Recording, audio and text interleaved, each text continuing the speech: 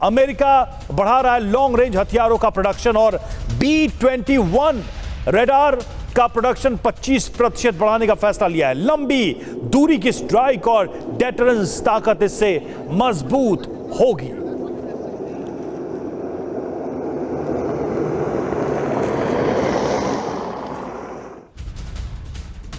और देखिए, इस वक्त ईरान युद्ध से जुड़ी बहुत बड़ी खबर आ रही है। ब्रिटेन पहुंचा है अमेरिकी B-1B बॉम्बर। ब्रिटिश एयरबेस से सामने आ गया है वीडियो।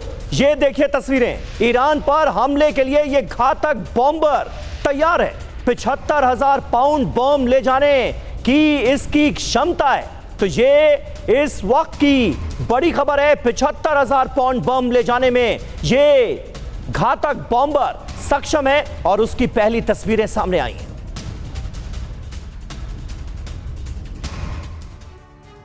और देखिए, ब्रिटेन पहुंचे B-1B बॉम्बर। ईरान पर प्रहार होगा भयंकर। कई सारे सवाल है, लेकिन सबसे पहले खबर देखिए क्या है। खबर यह कि अमेरिकी B-1B बॉम्बर फेयरफोर्ड पर उतरा और B-1B बॉम्बर से हमले की तैयारी कर रहा है अमेरिका। ब्रिटेन ने अमेरिका को सैन्य बेस के इस्तेमाल की अनुमति दी है।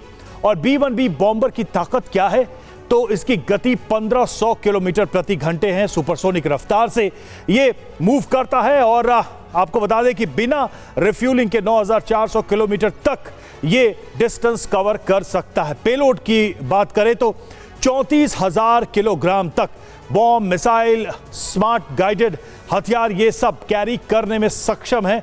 काफी घातक, अपने आप में दुश्मन के रडार से बचने में भी ये सक्षम है। कम ऊंचाई पर उड़ान भरने के काबिल है और दुश्मन के रडार से खुद को बचा भी सकता है। उपयोग अगर देखा जाए तो लंबी दूरी के हमलों में इसका उपयोग हो सकता है। सटीक बमबारी के लिए इसका इस्तेमाल हो सकता है। पारंपरिक हथियारों के रूप में भी हमले इससे किए जा सकते हैं। मनीष हमारे साथ जुड़े। मनीष, साफ दिखाई दे रहा है कि अमेरिका भी अपनी ताकत धीरे धीरे इस जंग में झोंकना शुरू कर चुका है, अपने घातक हथियारों को उतारना शुरू कर चुका है। सवाल यहां पर यही है कि कोई मानक बचा है क्या? भविष्य में कोई उम्मीद की जा सकती है क्या? UNO, UNSC, human right commission, Geneva convention, ये सब है कहां?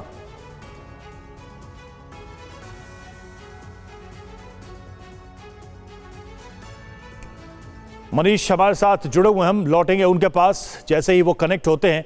तो जिस तरीके से हम आपको बता रहे थे कि बड़े घातक बॉम्बर को वॉर रेडी किया जा रहा है, जेके त्रिपाठी सर से ही वही सवाल रहेगा।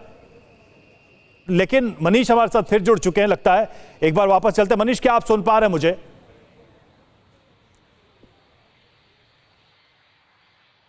मनीष, क्या आपको आवाज मिल रही है? त्रिपाठी सर, सवाल यहां पर यही था, भविष्य में क्या उम्मीद कर सकते हैं क्या इन संस्थाओं से, इन नियमों से, या कोई नया फ्रेमवर्क इन जंगों के खत्म होने के बाद बनेगा? क्योंकि दुनिया का ऑर्डर भी हो सकता है बदले, कुछ पावर बैलेंस भी चेंज हो और इन संस्थाओं का स्वरूप भी बदले। आप कैसे देखते हैं इसको? देखिए, मेरे विचार से तो आप जो अभी एग्जिस्टिंग वर्ल्ड ऑर्डर है, वर्तमान वर्ल्ड ऑर्डर, वो मतलब लड़खड़ा रहा है और नया वर्ल्ड ऑर्डर अभी पैदा नहीं हुआ है। ये ट्रांजिशन का टाइम है। एग्जिस्टिंग वर्ल्ड ऑर्डर लड़खड़ा के गिरेगा, ये भी बात तय है, चाहे अमेरिका जीते इसमें चाहे न जीते। लेकिन क्योंकि अभी जो भी संस्थाएं हैं सब पंगु हो चुकी, उनका स्ट्रक्चर ऐसा है कि सब पंगु है। अब यूनाइटेड नेशन सिक्योरिटी काउंसिल में जब तक 5 परमानेंट मेंबर की सहमति न हो, सर्वसम्मति न हो, तब तक कोई निर्णय नहीं लिया जा सकता। आपने देखा कि इसीलिए रूस और यूक्रेन के युद्ध में रूस के खिलाफ कई बार प्रस्ताव आए, लेकिन रूस ने वीटो कर दिया, तो कोई फायदा नहीं हुआ। ऐसे ही अब यहाँ आ रहा है, इजराइल और अमेरिका के खिलाफ प्रस्ताव आ रहे हैं, तो अमेरिका, ब्रिटेन, फ्रांस उससे वीटो करेंगे। तो सिक्योरिटी काउंसिल तो पंगु हो चुकी है। दूसरी जो ह्यूमन राइट्स, जब सिक्योरिटी काउंसिल की हालत है, तो ह्यूमन राइट्स ऑर्गेनाइजेशन जो है, वो ह्यूमन राइट्स काउंसिल या United Nations commission for human rights या इकोसॉक हो, ये सारी की सारी ये सब पेपर टाइगर बन चुके हैं।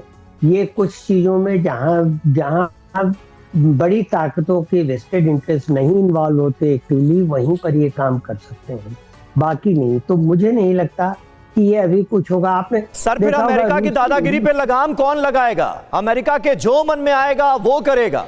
अमेरिका अपने डंडे से दुनिया को हाँकने की कोशिश करेगा और दुनिया देखती रहेगी। देखिए दादागिरी पे लगाम तो जनता को लगाना चाहिए, जनता को, इजराइल की जनता को और अमेरिका की जनता को अपने अपने हुक्मरानों पे लगाम लगाना चाहिए, क्योंकि बाकी कोई अब ट्रम्प ये कह रहे हैं कि ईरान में जो नया वो बने हैं, नए सुप्रीम लीडर वो खमनेई बने हैं, मुस्तफा, वो हमें मंजूर नहीं है। हाँ। नई सत्ता मेरे हिसाब से आनी चाहिए। हाँ। अब भाई आप कौन होते करने वाले? आप मतलब इतने वो बेहया है, बेशरम है कि आप ये कह रहे हैं कि यहाँ पर हमारे हिसाब से सत्ता हो, यहाँ पे ना हो, यहाँ पे ऐसा हो, वहां पे ऐसा हो।